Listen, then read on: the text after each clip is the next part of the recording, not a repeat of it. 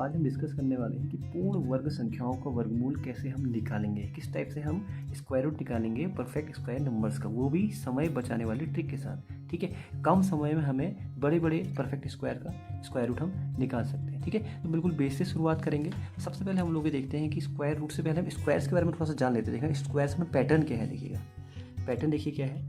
जैसे हमने देखिए 1 का स्क्वायर किया। अब स्क्वायर का मतलब जो जानते ही हैं, स्क्वायर का मतलब होता है किसी भी संख्या को उसी संख्या से गुणा कर देना, है ना।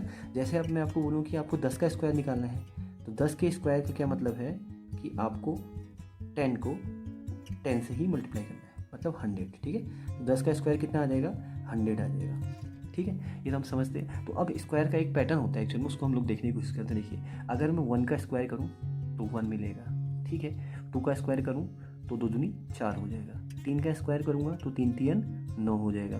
4 का स्क्वायर करूँगा तो 4 चौको 16 हो जाएगा। 5 का स्क्वायर करूँगा 5 पच्चे 25 हो जाएगा। ऐसी 6 का स्क्वायर 36, 7 का 49, 8 का 64, 9 का 81 और 10 का 100। ठीक है, 11 का 121, ऐसे ही आगे को बढ़ते रहेगा। फिलहाल 10 तक भी आप लिखेंगे तो आपका काम चल जाएगा। ठीक है, ध्यान दीजिएगा। अगर आप इनके इकाई के स्थानों को देखें ना, जो 1 का वर्ग आ रहा है उसके इकाई के स्थान में 1 आ रहा है। 2 के स्क्वायर के इकाई के स्थान में 4 आ रहा है। 3 के वर्ग में 9 आ रहा है। 4 के वर्ग के इकाई के स्थान में 6 आ रहा है। 5 के वर्ग के इकाई के स्थान में 5 आ रहा है। ऐसी 6 के स्क्वायर में 6 आ रहा है। 7 के स्क्वायर में 9 आ रहा है। 8 के स्क्वायर में 4 आ रहा है। ऐसी 9 के स्क्वायर में 1 आ रहा है और 10 के स्क्वायर में 0 आ रहा है। ठीक है, अगर आप इसको पैटर्न को पकड़ेंगे ना, देखो इकाई का स्थान जिनमें 1 आ रहा है वो कौन कौन से, एक ये दिख रहा होगा आपको 1 का स्क्वायर, एक आपको दिख रहा होगा ये 9 का स्क्वायर। ठीक है, तो ये जो 1 का स्क्वायर और ये 9 का स्क्वायर है, इन दोनों के केस में देखिए आप क्या हो रहा है।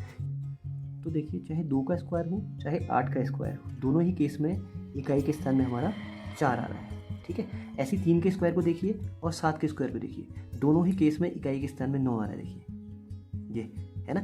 ऐसे ही चाहे 4 का स्क्वायर देखिए चाहे 6 का स्क्वायर देखिए, दोनों ही केस में इकाई के स्थान में कितना आ रहा है, 6 आ रहा है। और 5 के स्क्वायर में कितना आ रहा है, 5 आ रहा है ना। तो आपने एक चीज़ पकड़ी होगी कि इकाई के स्थान से भी हम वर्ग या फिर वर्गमूल का अंदाज लगा सकते हैं। तो इसी ट्रिक को जो मैंने आपको स्टार्टिंग में बोला है, जो हमारा टॉपिक है कि पूर्ण वर्ग संख्याओं का वर्गमूल निकालना, तो मैं इसी ट्रिक को यहाँ पे यूज़ करने वाला हूँ। ठीक है, तो एक मैं आपके सामने एग्जांपल रखता हूँ और मैं बताता हूँ कि किस प्रकार से हम उसको बांटते हैं सीमाओं के अंदर और उसका मान निकाल लेते हैं। और ये जो मैंने पूरा लिखा है ये हमारे पूरे काम आने वाला है अभी। ठीक है, तो स्टार्टिंग करते हैं इसकी एक एग्जाम्पल से।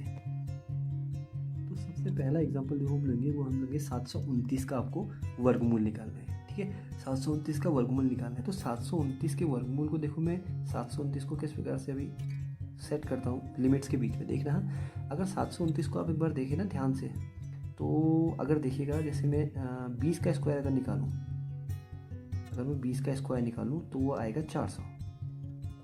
ठीक है, और इसी प्रकार से अगर मैं निकालूँ 30 का स्क्वायर तो वो आएगा 900। ठीक है, अब 400 और 900 के बीच में आता है 729। ठीक है, तो 729 को मैंने क्या करा, अपर लिमिट और लोअर लिमिट इसके निकाल दी कि ये 400 और 900 के बीच की संख्या है। तो इसका मतलब ये है कि 729 का जो वर्गमूल होगा ना वो भी 20 और 30 के बीच का होगा।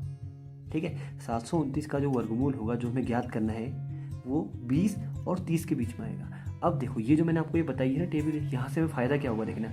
मैंने आपको बताया है कि 20 और 30 के बीच में आपको एक ऐसी संख्या फाइंड करनी है जिसके इकाई के स्थान में 9 हो। 729 के इकाई के स्थान में 9 है ना, तो आपको 9 इकाई के स्थान वाली संख्या निकालती है। 9 कब कब आ सकता है, देखो एक तो 9 आ सकता है जब 3 का स्क्वायर हो तब 9 आ सकता है, और एक जब 7 का स्क्वायर हो तब 9 आ सकता है। ध्यान देना, हाँ, एक तो 3 के स्क्वायर में 9 आने की संभावना रहती है इकाई के स्थान में, एक 7 के स्क्वायर में 9 आने की संभावना रहती है। तो 20 और 30 के बीच में ऐसे अंक कौन कौन हैं जिनके 3 आता हो या फिर 7 आता हो। तो एक तो है अंक हमारे पास 23 और एक अंक हमारे पास है 27। ठीक है, तो हम चेक करेंगे ना, तो 729 का जो वर्गमूल होगा वो या तो 23 होगा या फिर 27 होगा। ठीक है, यहाँ इतना हमको पता लग गया। अगर ये बहुविकल्पी प्रश्न है तो हो सकता है कि इन दोनों में से एक विकल्प आपको क्वेश्चन में दिया हो, तो तुरंत आप उससे निकाल लेंगे कि भैया ये सही है, और जो दूसरा 3 लिखे होंगे वो गलत होंगे, और इन दोनों में से जो एक लिखा होगा वो हमारा राइट आंसर हो जाएगा। ठीक है, लेकिन कभी कभी एग्जाम में ऐसा होता है कि वो दोनों ही विकल्प दे दे, फिर तो आपको ढूंढना पड़ेगा ना कि इन दोनों में से कौन सा है। तो उसके लिए कोई बड़ी बात नहीं है, हम 23 का स्क्वायर करके देख लेते हैं और 27 का स्क्वायर करके देख लेते हैं, जो फिट होगा वो 729 अपने आप हो जाएगा। ठीक है, अब इसका एक तरीका और है, वैसे ही आप लोग जानते होंगे कि 25 का जो स्क्वायर होता है ना वो कितना होता है, 625 होता है है ना। तो ये 625 से बड़ी संख्या है, तो ऑब्वियसली बात है इसका जो स्क्वायर रूट होगा वो 25 से बड़ा होगा, इसका मतलब इसका स्क्वायर रूट कितना हो जाएगा, 27 हो जाएगा, है ना। और फिर भी अगर आप चाहते हैं कि हम चेक करना चाहें तो 27 को आप 27 से गुणा करके देख सकते हैं। आपने कुछ दिन पहले एक वीडियो देखा होगा मेरा, उसमें मैंने आपको स्क्वायर निकालने का एक शॉर्टकट तरीका भी बताया था, मैं उसी तरीके से कर रहा हूँ। देखना 27 का स्क्वायर में चेक कर रहा हूँ कि 729 के बराबर होता है या नहीं होता है। देखिएगा मैंने इसको 7 को अलग कर दिया, 2 को अलग कर दिया, ठीक है। सबसे पहले मैंने 7 का स्क्वायर करा तो 7 सत्ते 49 हो गया, ओके। फिर मैंने 2 का स्क्वायर करा तो 2 दूनी 4 हो गया, ओके ना। फिर उसके बाद हमें क्या करना होता है, इन दोनों को गुणा करके उसका डबल करना होता है। तो 7 दूनी 14 और 14 का डबल कितना हो जाएगा, 28। तो एक स्थान छोड़ के मुझे 28 लिखना पड़ेगा, है ना। फिर इन सबको हम ऐड कर देंगे, कितना हो जाएगा, देखिए 9 और 8 और 4 बार की 2 से ले 4 2 6 के 7 आया ना 729। तो इसका मतलब 729 किसका स्क्वायर है, 27 का स्क्वायर है। या हम बोलेंगे कि 729 का जो वर्गमूल होगा वो कितना होगा, 27 होगा। तो देखिए किस प्रकार से हमने पहले इसकी सीमाएं बांध ली कि इसके और इसके बीच में होगा। फिर यहाँ से हमने आइडिया लगाया कि इसके और इसके बीच में कौन कौन सी संख्या ऐसी हो सकती हैं जिससे हमें ये प्राप्त हो सकता है वर्ग करने पर, है ना। और हमने वहाँ से ये निकाल दी। लेकिन हमारी समझ में तब अच्छा आएगा जब हम इसका एक एग्जाम्पल और करेंगे। तो जो हम अगला एग्जाम्पल लेने वाले हैं वो हम लेने वाले हैं वर्गमूल निकालना है हमें 1156 का, है ना।